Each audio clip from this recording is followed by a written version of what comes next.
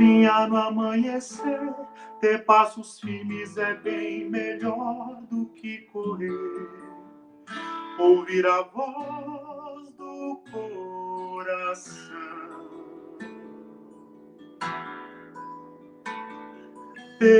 Agradecer mais uma vez a IP de Belacarrão pelo convite, para a gente estar partilhando um pouco da palavra de Deus. A gente só está aqui por graça e por misericórdia, né? A gente estava falando, eu e o Cláudio, antes da transmissão, que a gente não tem a eloquência do pastor Marcos, né? Mas que Deus nos use conforme a graça dele, né? Conforme o Espírito Santo de Deus. Interessante, quando o Cláudio abriu com a oração, ele falou sobre medo, né? Ele falou sobre medo, e foi algo que Deus colocou no meu coração para trazer para os irmãos nesta manhã. Nós vamos falar um pouco também sobre medo, mas o título da nossa mensagem é Do Medo ao Esperançar, né? Do medo ao esperançar. Nós vamos ler um texto que está na palavra de Deus, que está em Mateus, capítulo 14, dos versos 22 a 33. Tá? Mateus, capítulo 14, dos versos de 22 a 33. Mas eu queria que, quando nós lêssemos esse texto, a gente se transportasse para ele. Que você fosse uma testemunha. Na verdade, eu queria que você pensasse que você é o apóstolo Pedro nessa situação que nós vamos ler agora, tá? Que você realmente se imaginasse como o apóstolo Pedro. Só para a gente se situar, no capítulo anterior, Jesus tinha acabado de fazer a multiplicação dos pães, né? Tinha acabado de acontecer o milagre da multiplicação dos pães. Então, vamos lá ao texto. Logo a seguir, Jesus fez com que os discípulos entrassem no barco e fossem adiante dele para o outro lado. Enquanto ele despedia as multidões, e tendo despedido as multidões, ele subiu ao monte a fim de orar sozinho. Ao cair da tarde, lá estava ele, só. Entretanto, o barco já estava longe, a uma boa distância da terra. Açoitado pelas ondas, porque o vento era contrário. Açoitado pelas ondas, porque o vento era contrário. De madrugada, Jesus foi até onde eles estavam, andando sobre o mar. Os discípulos, porém, vendo andar sobre o mar, ficaram apavorados e disseram: é um fantasma.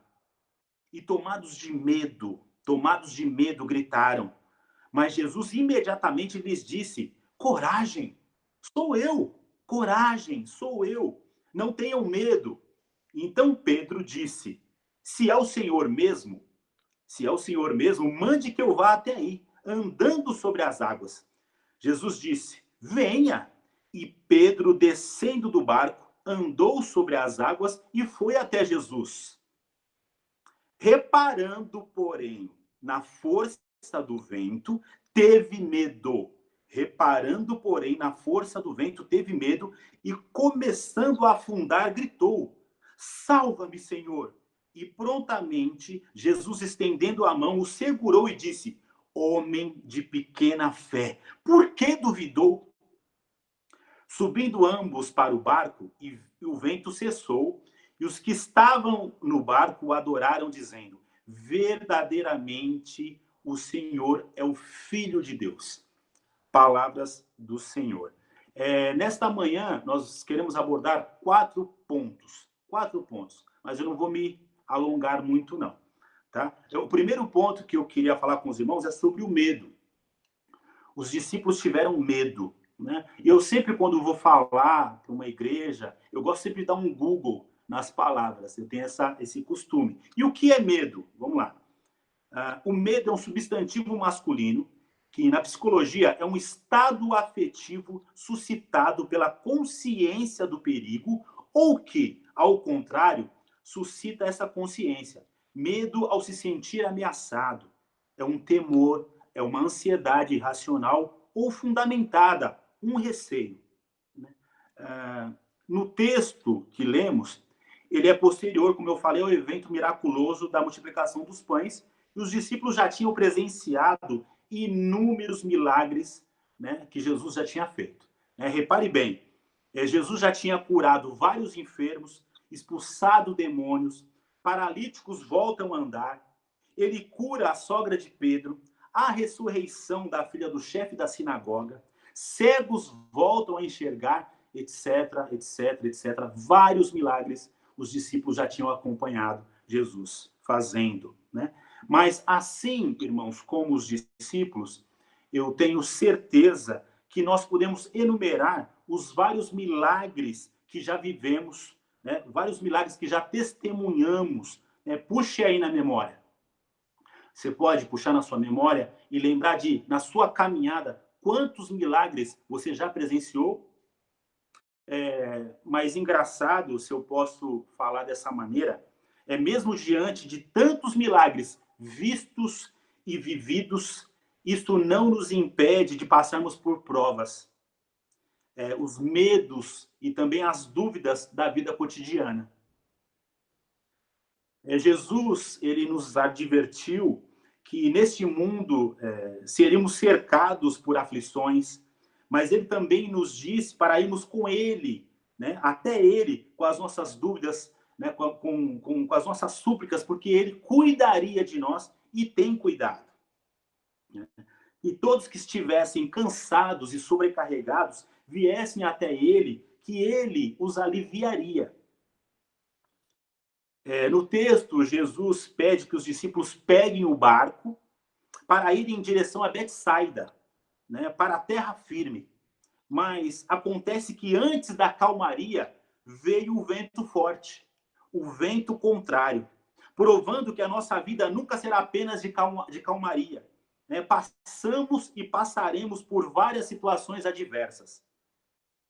Mas Jesus nos põe no barco, que é a vida, o barco da vida cotidiana, onde os ventos fortes, as ondas começam a nos amedrontar. O vento contrário nos castiga a todo momento. No texto diz que o barco era açoitado pelas ondas, porque o vento era contrário, o barco era chicoteado. Né? Você já tentou andar com o vento contrário batendo no seu rosto? É muito difícil. Né? Ainda mais se for uma tempestade de areia, isso incomoda demais. Né? Então, a primeira pergunta que eu quero fazer nessa manhã para nós: o que tem me açoitado, o que tem nos açoitado em nossa caminhada? Qual é o vento contrário que está soprando no seu rosto, né, na nossa caminhada? O que tem nos amedrontado?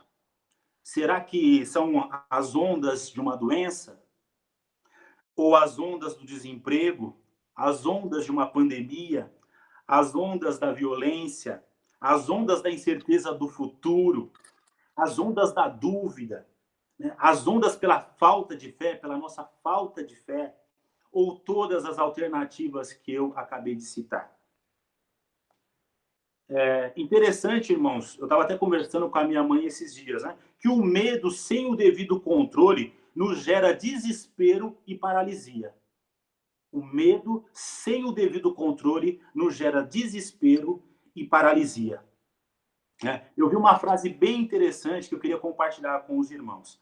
Não tente controlar a tempestade, mas controle o seu medo. Tempestades vêm e vão e você não tem poder sobre elas. Apenas Deus. Vou repetir. Não tente controlar a tempestade, mas controle o seu medo. Tempestades vêm e vão e você não tem poder sobre elas. Apenas Deus. O medo sem controle gera desespero. O medo sem controle gera desespero. Esse é o nosso segundo ponto. Eles se desesperaram. E o que é desespero? Fui lá novamente e dei um Google. Né? Foi o que aconteceu com Pedro, o desespero. Substantivo masculino, um estado de profundo desânimo de uma pessoa que se sente incapaz de qualquer ação, um desalento. É um estado de consciência que julga uma situação sem saída, uma desesperança. Aí, Marcos, fazendo uma pergunta para mim, quando eu escrevi esse sermão, né, essa pequena devocional, eu me perguntei, Eu estou com medo? Nós estamos com medo? Porque nós temos vivido tempos difíceis, cheios de dúvidas. Não sabemos como será o ano de 2021. A gente não sabe como será esse ano. Deus está no controle de todas as coisas, ele já planejou tudo. Mas a gente, né, com a nossa fé titubeante, a gente não sabe como será o ano de 2021. E uma coisa, irmãos, é ter aquele medo que nos gera prudência. Sim, existe um medo que gera prudência em nós. Exemplo, quem tem medo de velocidade. Se eu tenho medo de velocidade, eu não vou pegar um carro e vou acelerar ele no máximo, porque a probabilidade de eu bater o carro é muito maior. Então, eu vou andar no limite da velocidade. Tem medo que gera prudência, né? Quem não sabe nadar e vai para o fundo do mar, por exemplo, a probabilidade maior dele se afogar, né? Tem pessoas que têm o medo e respeitam, né, aquela condição, então não vão para o fundo, né? Quem tem medo de fogo não chega perto, porque sabe que pode se queimar. Mas tem gente que é inconsequente, né, e quer colocar a mão no fogo, né? Aquele medo saudável que não nos deixa sermos inconsequentes. Quando o medo ele é controlado, quando a gente não se desespera. O medo controlado gera prudência. Eu, por exemplo, eu tenho medo de panela de pressão, porque já estourou uma panela de pressão comigo. Lá na Sena, o Cláudio sabe que as igrejas cozinham de terça-feira, também já teve casos de panela de pressão, na hora de abrir, voar feijão para tudo quanto é lado. Então, eu tenho medo disso. Então, quando começa o barulho da panela de pressão, eu saio de perto, né? Cada um de nós deve ter um tipo de medo. E você já viu relatos de pessoas desesperadas de medo que ficaram catatônicas, inertes da situação. O perigo está à frente e eu não consigo dar um passo, como o apóstolo Pedro. Começo a ver as ondas, eu começo a ver o que está à minha volta, o vento ao contrário, sinto medo, me desespero e começo a afundar. O desespero não nos deixa racionalizar a situação, nos gera dúvida. Será que eu consigo sair dessa situação?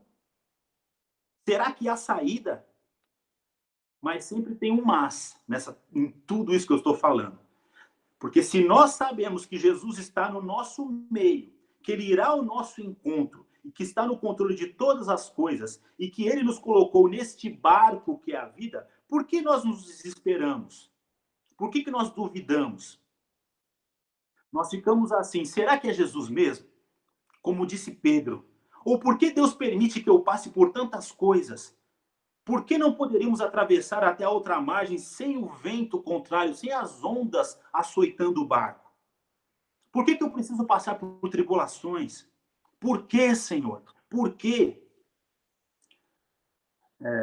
Para mim, a resposta é: ele permite que passemos por algumas situações para forjar em nós o seu caráter, para amadurecermos na fé, para confiarmos, né? E para que tenhamos confiança naquele que venceu a morte e tem que ser a nossa única esperança. Sua única esperança tem que ser Jesus Cristo de Nazaré. Aquele que já fez inúmeros milagres na sua vida, na vida da nossa comunidade de fé, na vida da nossa família, né? E ainda irá realizar muitos milagres na nossa vida. Nossa esperança tem que ser Jesus, né? Então, você tem esperança? Esse é o nosso terceiro ponto, né? Tenha esperança, tenha esperança.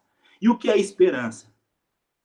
É um sentimento de quem vê como possível a realização daquilo que deseja. A confiança em coisa boa. Esperança é fé, esperança de uma vida melhor, né? A segunda das três virtudes teologais, ao lado da fé, do amor, ela é representada por uma âncora. E a nossa âncora é Cristo. Nosso porto seguro é Cristo. Nossa terra firme é Cristo. Então eu queria que nessa manhã você se lembrasse que nosso Deus é bom. Apesar de tudo que você tem visto à sua volta, lembre-se disso. Nosso Deus é bom o tempo todo. E hoje Jesus Cristo de Nazaré, a nossa única esperança, nos chama para entrarmos com ele no barco que é a vida, mesmo com os ventos contrários, porque só Ele pode acalmar o vento. Ele nos chama para andar e não ficarmos parados. Ele nos chama para olharmos apenas para Ele e não para o vento contrário. Você está sentindo o vento no seu rosto? As ondas estão açoitando a sua vida? O vento está muito forte, mas Jesus está no controle. Quero dizer algo para mim, Marcos, nessa manhã e para você. Você não está no controle. Ele sim. Toda vez que você quiser controlar, vai dar ruim, você afundará. Cristo andou pelas águas, fez todo o percurso. Pedro deu alguns passos, teve medo e afundou. Mas hoje, irmãos, ele te convida a entrar com ele no barco, que é a vida. Ele nos chama não só para termos esperança, mas para esperançarmos. Esse é o nosso quarto ponto. Ele nos chama para esperançarmos. Esperançar é um verbo transitivo, direto pronominal, de dar e ter esperança, de animar-se, estimular-se, esperançar-se e mover-se.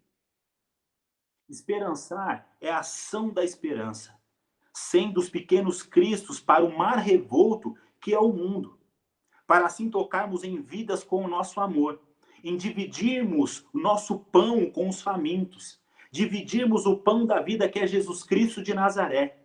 Esperançar é agir com fé. Esperançar é diferente de esperar. Uma igreja que quer levar a boa notícia ao mundo, mas não se move, ela não está esperançando. Jesus espera de nós passos de fé, mesmo em meio ao mar revolto.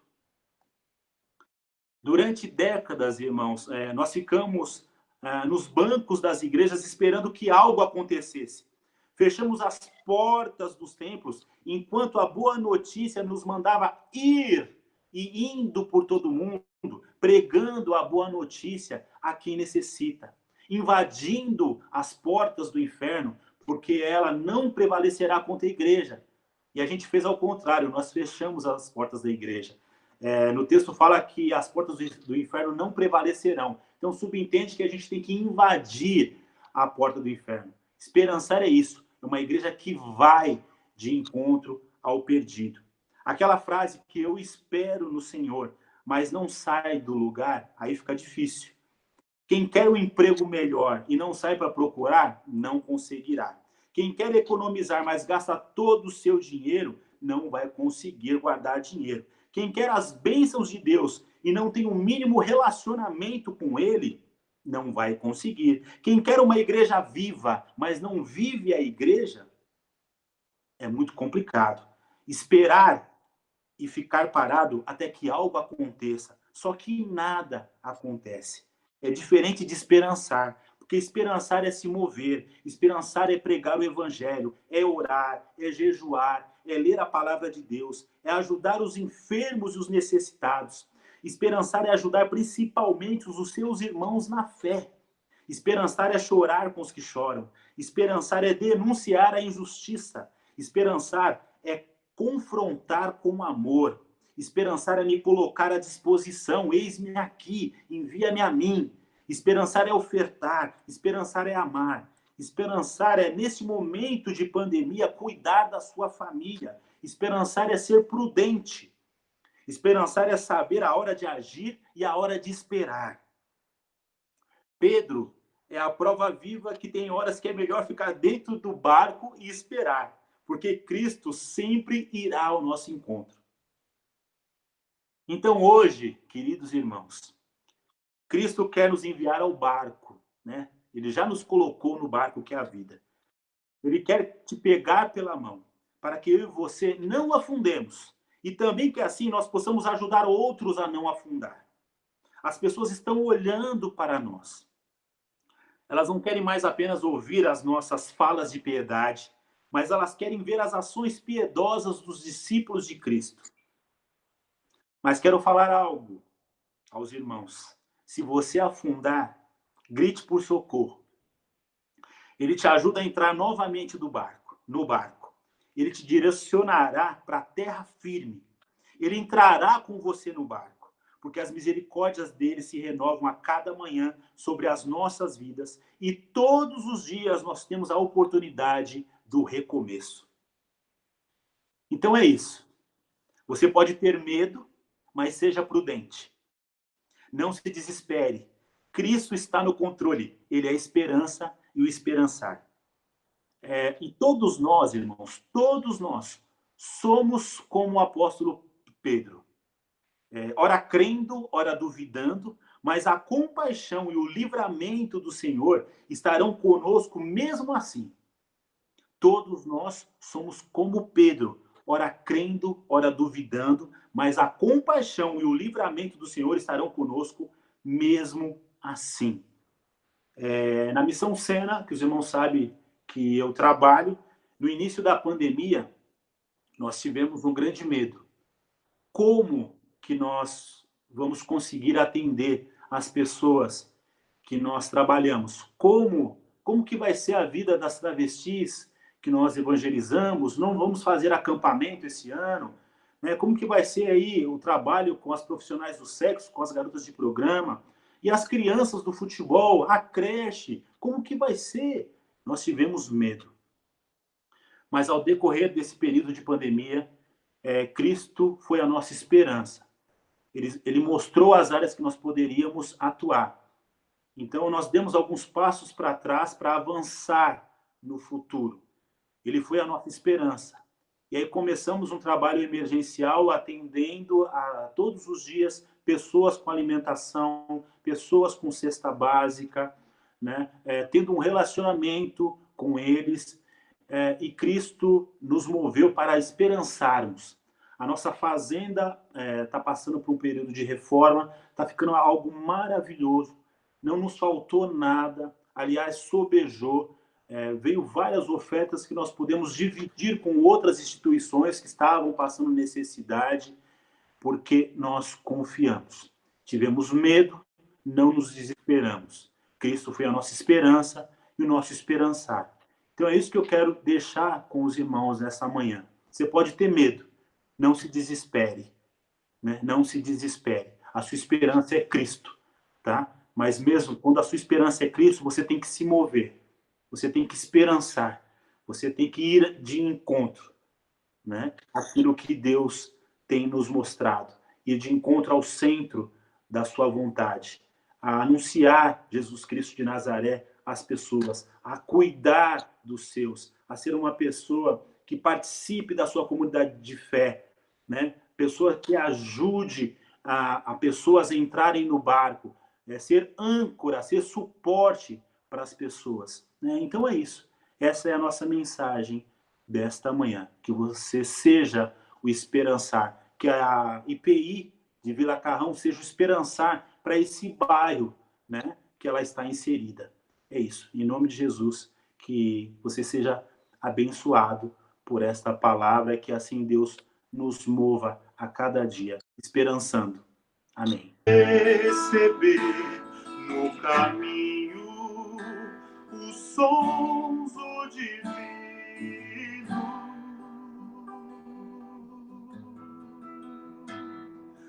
a natureza que canta, encanta, exala odor e sabor.